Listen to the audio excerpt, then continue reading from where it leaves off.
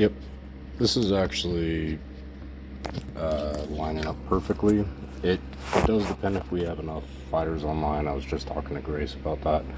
We do need enough fighters online to maintain this, but once you get the pattern established, you really only need a handful of fighters each round to maintain it.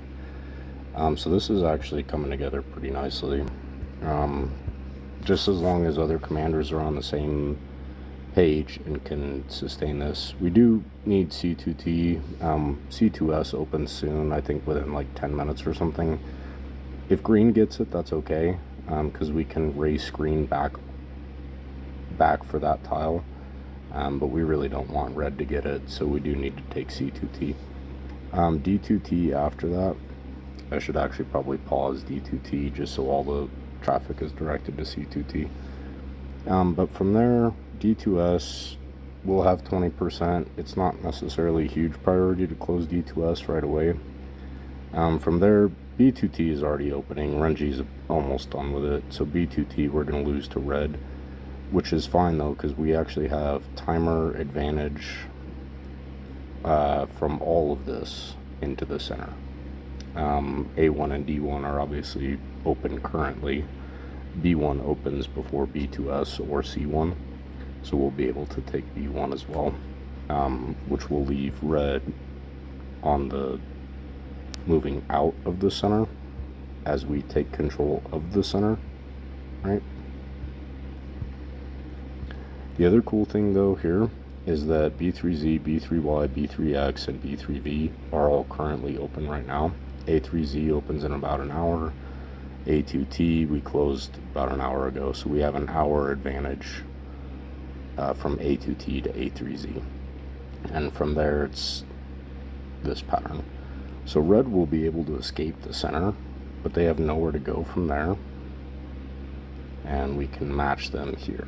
Does that make sense? So the last tile we close would be theirs, and it's also 4 hours behind their possession of B3Z.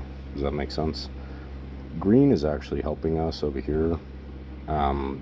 Let's let green take C3Y. We'll be able to race that once we capture C2T, but green is actually doing us a favor by continuing this trajectory, because that gives us something to race against red on the next cycle that doesn't belong to us, right? Like if we take control of this, we can't race D3V versus red from their headquarters, you know? So if green takes this,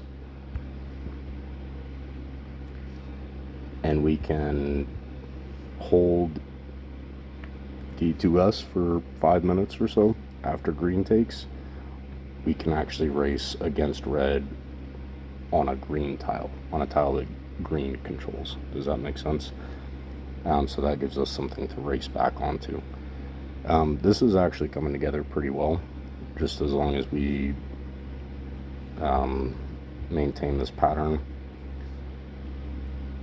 Ideally, you want to keep it in a consistent rotation, ideally, but we're getting that set up now here.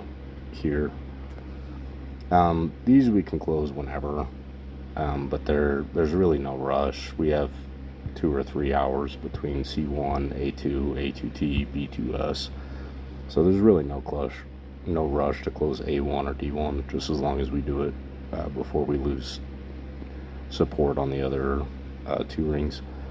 This would be the next move though, and that, I mean, once we do this, red's movement out of the center will be stopped here.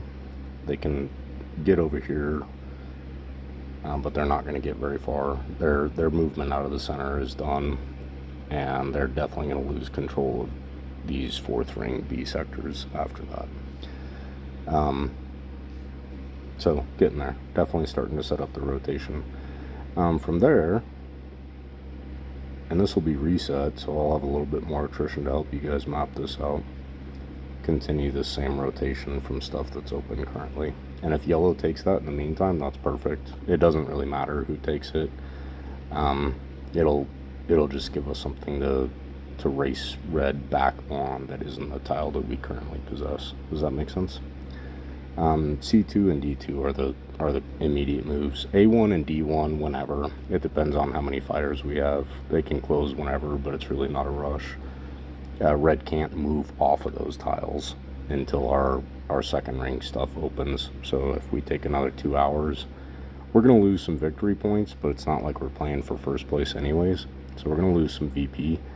The goal here is just to quarantine them in the center for as long as possible. So A2T, A2S, we have control over for several hours. Red can't escape off of the center into those tiles. So if we close A1 and D1 in 3 hours, it's just that much longer that they have to wait to get back into the center. And in the meantime, we can start poofing them out of these 3 ring sectors. And the priority with poofing them out of the 3 ring sector is that we get rid of their little anchor points down here in 4 ring, where, yeah, you could clean up the center real quick, right? We could do that. But if they have an anchor down in 4th ring in every sector of the map, they can attack from any sector depending on what's open in the center. And that's what we're trying to avoid. So by attacking the center last, right, we're going to leave this open. By getting this last and focusing on routing them out of 4th ring, and then setting up a rotation that we can repeat and repeat, and then as soon as they start breaking through over here, we've eliminated them from these 4th ring anchors, right? So we can interrupt their